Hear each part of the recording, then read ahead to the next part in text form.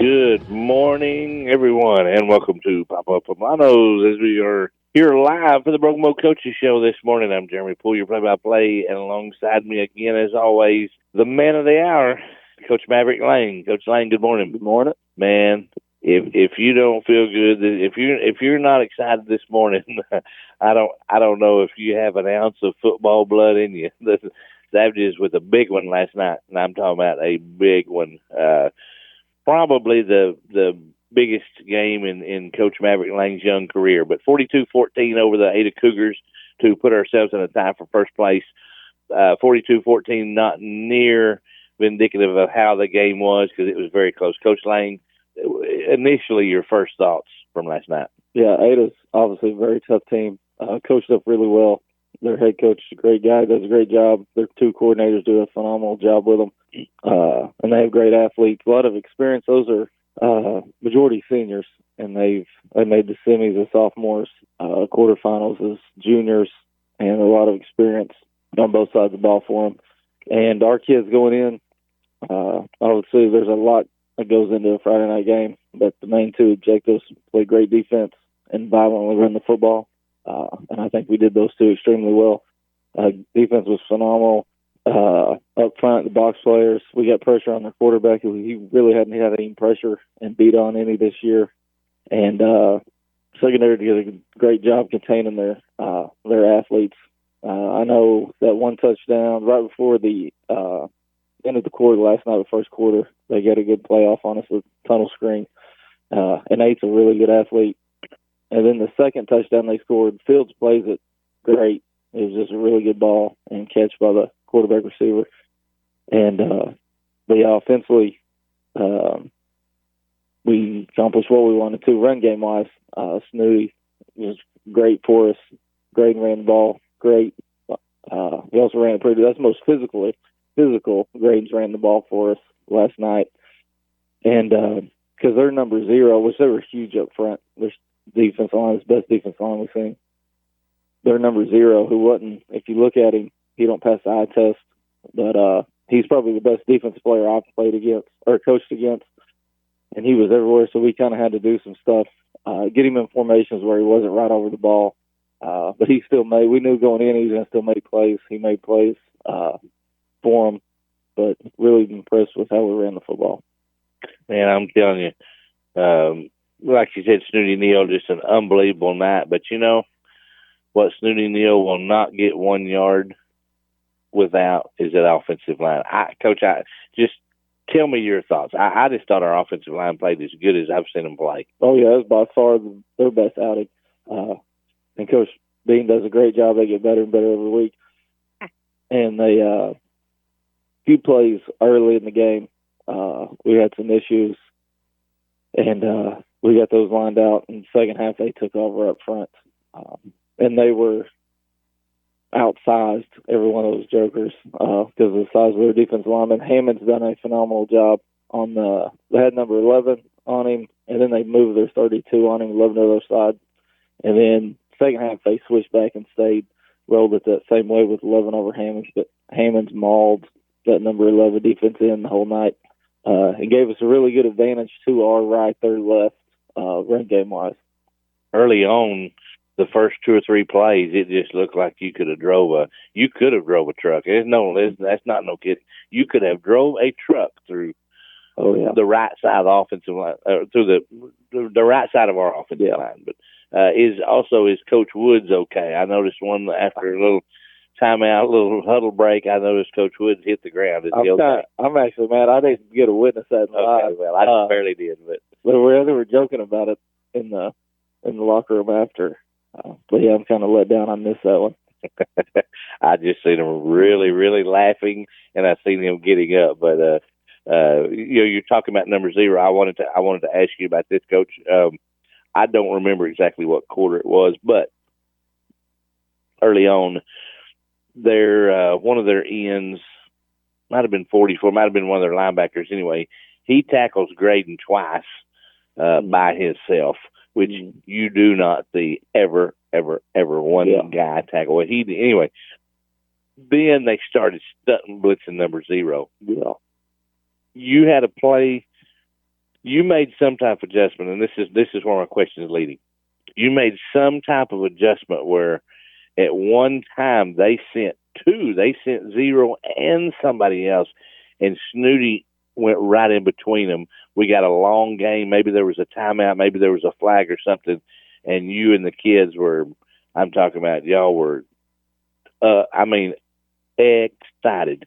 Tell me what happened that play. Yeah, they and Zero does a great job of when they don't send him, he plays from depth, and it's almost like you always send him. He triggers so quick, he's so explosive, and has a good knack for the football. And that was the main thing going into the game. We had to kind of slow him down and get a hat on him. But yeah, they would get to where they blitz outside guys, and if we could just get underneath it like we did a couple times, there was opportunity for a big play because that was both, especially if we're in a two by two set, he would be all over the ball, so he's in the middle of the box. And if he chose wrong and went outside, that gave us a good advantage inside with the inside cut by Snooty. So did y'all cut things up? Did y'all get things a little closer to the line of scrimmage, or you just happened to hit it just right? Yeah, pretty sure we had a tag on that play that you're talking about, and we just hit it right. I was going to say, we went right between them, and you and the kids were so excited, not just you, several, probably the offensive coaches, and I just wanted to ask you about that just for curiosity, because you and the kids were tickled. I mean, it was a call that worked perfectly, excuse me.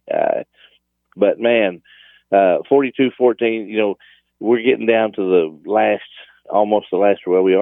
regular season game this next week on the historic field of Broken Bones Memorial Stadium before it turns to turf. But man, that one last night was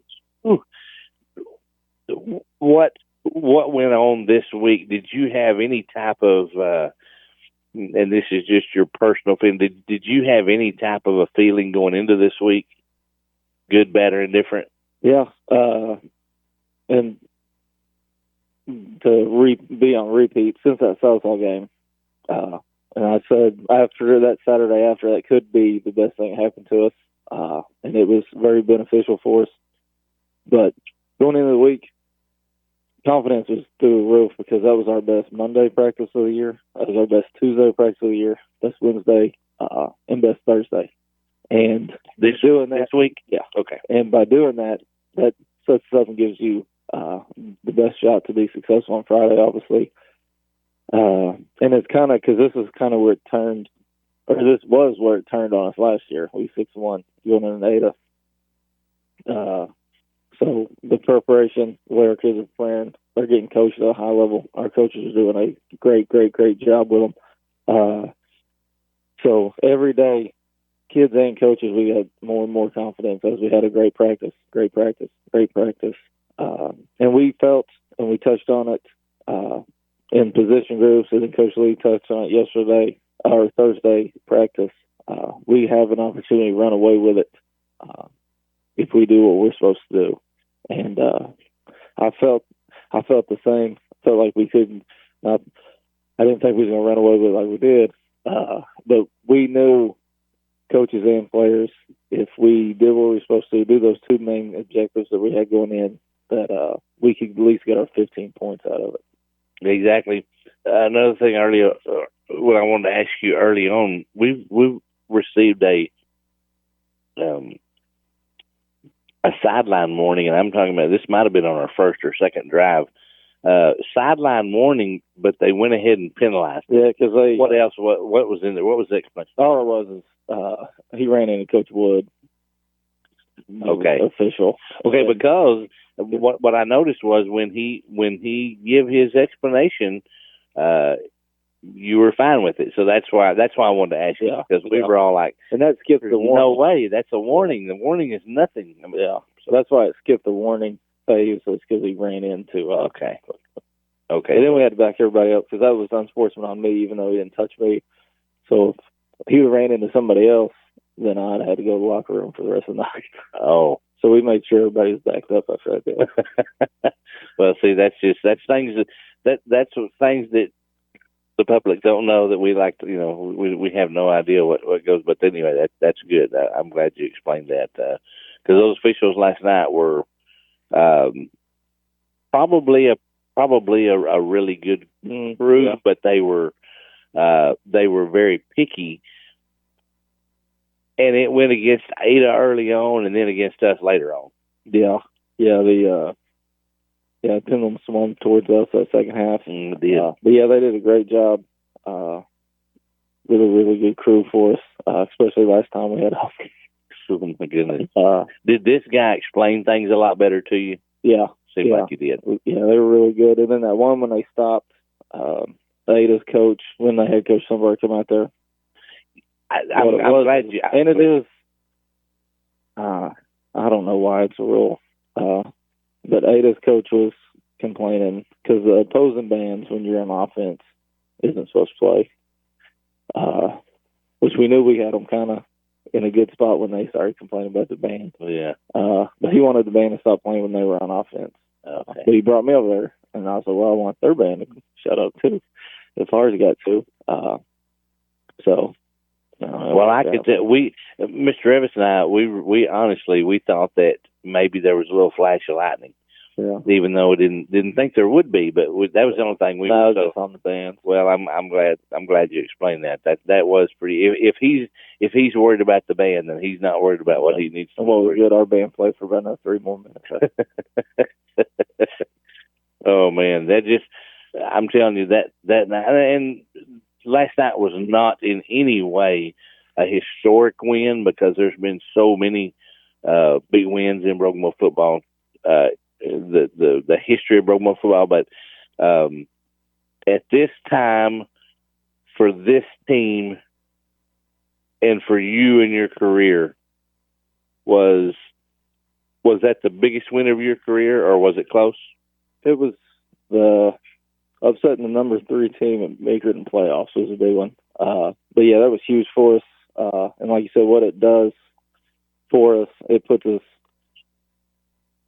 And that's how tough our district is. It puts in a 4-way tie for first, which you don't hear of much. But point-wise, as of right now where we sit today, we got the most points.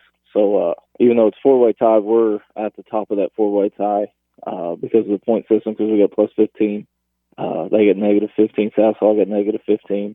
And Poto got plus 14 or 15. But yeah, we're sitting the top of the 4-way tie. So if this was the end of the season, we'd be in the first spot. But there's still 2 more games and a huge one in Poto. Yeah, you bet. Explain to our listeners how it got to be a 4-way tie. Yeah, and then the point system plus 15 minus 15 is the max you can get on a district game. But I mean, with who beat who? Explain that to us. Southall beat us. So going into Friday, Southall and Ada was undefeated. We got beat by Southall. Poto got beat by Ada, by 14. And then, so when Southall, and that's what we wanted, Poto pulled through for us there. With us beating Ada, and then Southall getting beat by Poto. So now there's all 4 of us with a 1 district loss, so we've all beat each other. Right. So that's what logged it up with a 4-way tie. It is very unusual. And I just wanted you to say that, how it got week there. 8, we knew week 8 and week 10 would be huge because that's when the 4 big dogs of the district play each other. Then week 10, we just flip and we all 4 play each other again. So yeah, going into the season, we knew week 8 and week 10 was probably going to be huge ones for the district. Yeah. Talk about your, if you would, talk about some of your your leaders on both sides of the ball up to this point through 8 weeks of the season. Talk about a few of your leaders on each side of the ball that has allowed us to get to this point. Yeah, and what's good is we're starting to stumble across more and more leaders, which is obviously a good thing. Defensively, start up front, you got Kel. Kel's a great leader. He'll also be verbal because we got different, and any team's got different. You got verbal leaders. Then you got cats that are leaders. Everybody knows they're leaders, but they're not as opinionated voice-wise. But Kel, Porter's one that when he does talk, people listen. He doesn't say as much as everybody else leader-wise. Pratt's under that same boat. He's getting more and more vocal. And it shows Sky Baker. I'm glad that Sucker's back in pads for us. I'm so proud of him. He had that pick, which was huge. Sky, what he brings back, leadership, obviously the athletic ability plays he makes on both sides of the box. He made some good plays offensively for us last night. But what he brings leadership-wise and the confidence that our other kids around him had just by him being on the field. That's what I say. Is huge. And then offensively, you obviously got Graydon. One of, if probably not the best teammate we got right now besides Bentley Brown. Snooty's been a great teammate. What he gives you in practice, morale-wise. And then on Friday nights, Snooty's been a great leader for us. So he's been a great addition there. Up front, Josh has developed in a pretty good leader for us on the offensive line. And AJ Fields is one. He's quiet kid, but people know what they're getting from him. So we're starting to develop more and more leaders, which is always a good problem to have. Yeah, one quick little thing, then we're going to go to break, and we'll move on with the show. But tell us what happened last night. You mentioned the center, and he has been a good one. I'm telling you, he has snapped it 10,000 times just perfect. But last night, what happened when the ball was snapped? And I think Graydon was still looking at the sideline. Yeah, I don't know if we checked or if we were just signaling the original play. And, yeah, Gray was still looking at it. Luckily, Snooty was a little bit locked in because that could have been bad for us.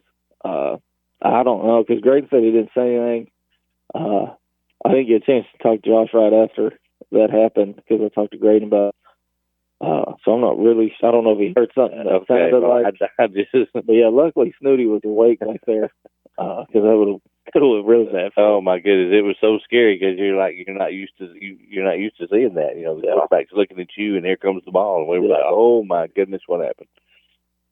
Well, let's take just a short break here at the beautiful Papa Poblanos here in downtown Broken Bow, our host for this event that we're so thankful for. Let's take just a short break for station identification and join us back on the Broken Bow Coaches Show here live on Best Country 106. And welcome back to the Broken Bow Coaches Show here live with Coach Maverick Lang. And a big win last night for the program, 42-14 over previously number 3 ranked and undefeated Ada Cougars. Come to town, and they were, I'm sure they knew that they were going to get a battle from us, but I don't know, Coach. I don't know if they felt that 42-14 coming. Yeah, I don't think they did. One thing, and we talked to our kids about, they hadn't all year really been hit in the mouth, physically and adversity-wise. I mean, they've been in control. It's an offense that's averaging over 40 points a game, and the starting defense averaging less than 14 a game. So we was able to flip both of those on them. But they hadn't really been hit in the mouth. Quarterback, we wanted to see how much he liked playing football if we was able to get our paws on him. We got him on early. Same thing with the running back. He made some good plays, but we was pretty physical with him. So we didn't know how they would act when they got hit in the mouth, when they had adversity.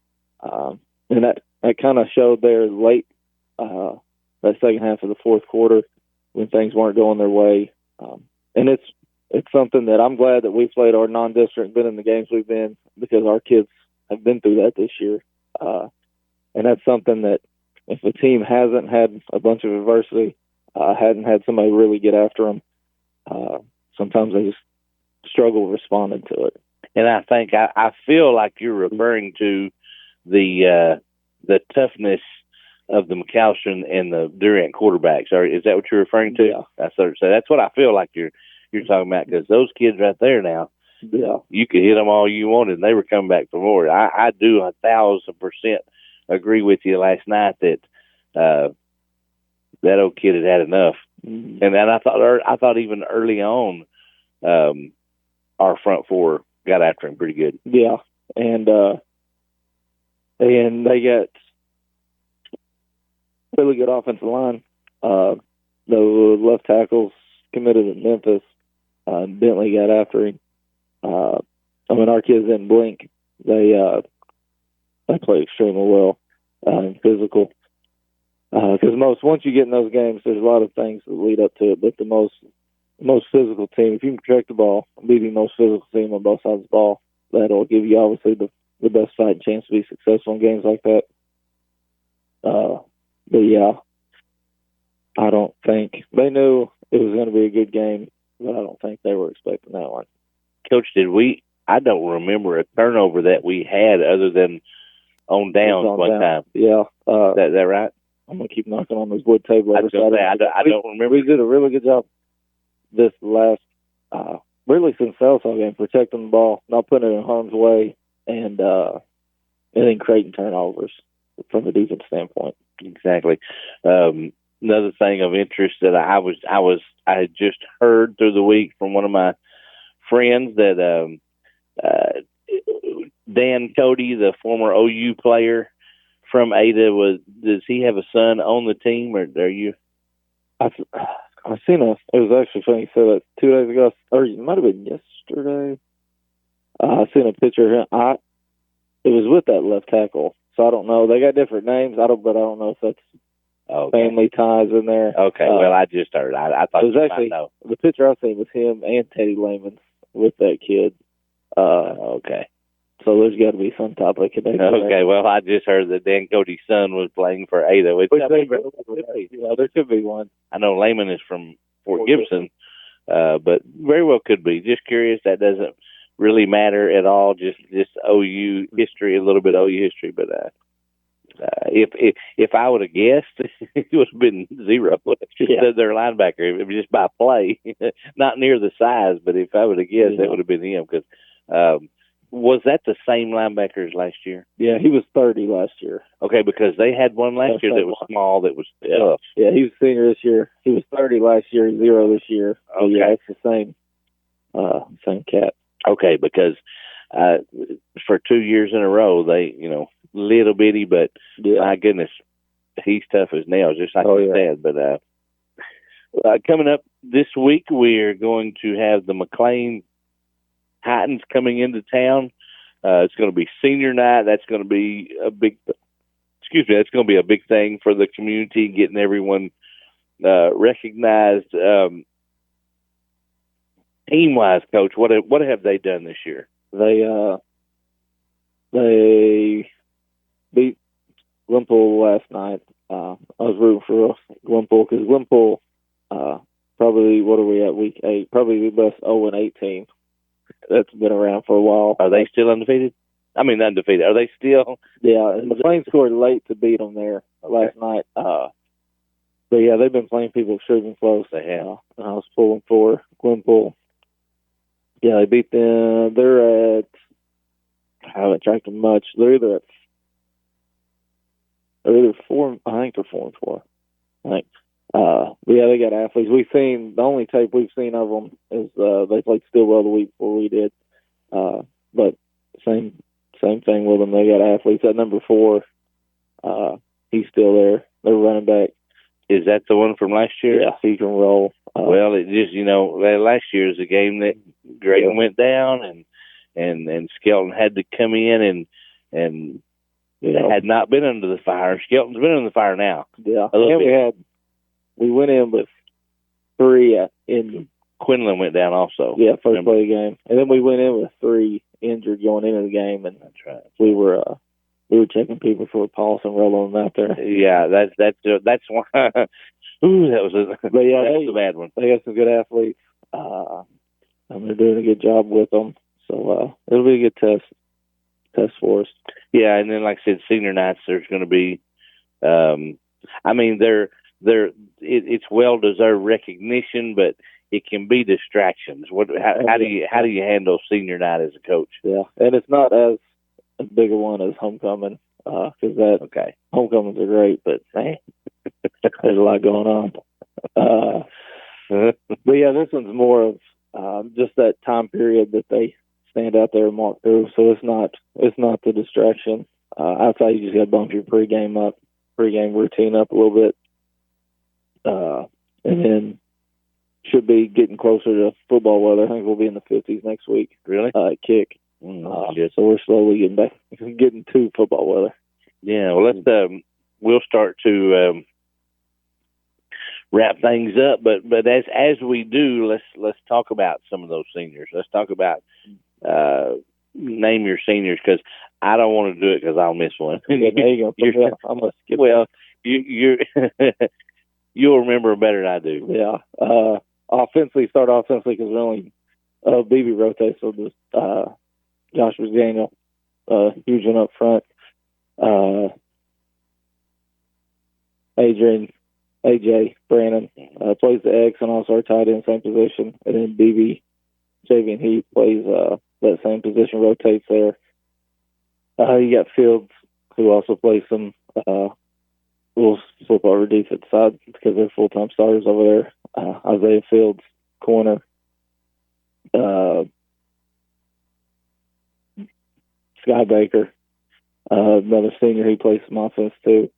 Cole Patrick, secondary guy. Mm-hmm. And then BB's other corner. So there's 4 seniors there on the back end. They'll play a lot. Linebacker-wise, you got Maddox. Maddox senior for us there at the will position. We get 0 back for another year, so Mike's not a senior. Our outside linebackers, AJ plays it, and then the other 2, they're underclassmen. Yeah. Right. Now, defensive line, where you take a hit there, you got obviously Kelgan, Porter, Jimmy Brown, Tyjon Murphy, Bentley Brown is a senior there. So those are the ones. Those are the starters, contributors that will be seniors. That's right. Yeah, that's a big one. But I do feel like that's probably a lot of the reason for our successes. Kids have been in there, played several years in pieces, and then, like I say, Murphy was a big kind of. Yeah, he's been a great surprise. A surprise, you said, from Paul Campbell. Yeah. Well, Coach Lang, like I said, everybody, it's just it's such a good feeling when you got a winning team and have success, and the Broken Bow program has needed it for a while, but you got a chance at the first district championship, and 16. I'm not 16. Okay. 2010 was the last one. Oh goodness. Well, I'm glad you brought that up, because we brought it up because I was thinking to myself, when was the last time we won a district championship? Yeah. And it was 2010. Yeah. So I wouldn't have thought it was that long. My goodness. Well, there you go. That's exactly the reason. Yeah, our kids are aware of it. They're aware of it, and they're hungry for it. And last night they played like they were hungry. They played like last night that they hadn't eat in a week. Yeah. That's what I felt like. I mean, they were hungry. Yeah, and our kids knew going in the district championship ramifications of that game. Obviously, the winner of that, even though we had a district loss going in, the winner of that was set up pretty good to get a shot at it. All right. Well, Coach, thanks again for being here. Really big win in your young career, but also a really big win for the Rogue Savages, the community, the cheerleaders, the band, everybody. It was a good one, even though the weather was a little bit. Actually, the weather turned out great, but it was it was threatening some bad weather, so that scared some fans off, and that's okay, because I honestly I think those kids would have played last night with nobody in the stands. I think they just was that drilled in, it seemed like to me. But a huge win for the Savages, and thank everybody for joining us last night on the air, and also this morning from Papa Blanos. You've been listening to the Broken Bow Coaches Show on Best Country 106.7.